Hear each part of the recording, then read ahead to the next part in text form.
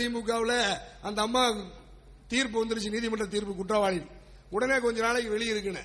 அடுத்தது யாரா தற்காலிக முதலமைச்சர் ஒருத்தர் வேணும், உசுரோட ஒருத்தர் வேணும், ஏதோ ஒரு சாதிக்காரன் வேணும் அதிமுக. யாரான்னா தம்பிதுரை இருக்கிற, பொன்னையன் இருக்கிற, 2 பேரும் தான் படிச்சவன், சீனியர், இவன் தான் வருவான்னு எல்லாம் கவனம் பூரான்னு பார்த்தேன்.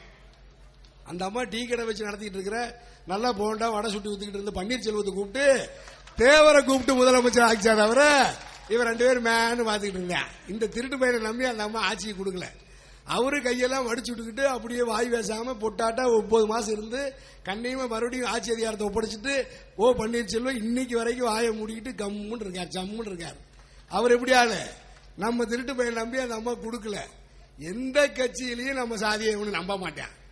நம்மளும் ஒரு கட்சியை உருவாக்க வேண்டாம், நம்மளையும் நம்ப மாட்டேங்கிறான். நம்மளை எப்படி ஒழிச்சு காலி பண்ணணுமோ அதுக்கே ஒரு கூட்டம் தனியா திர்றான்.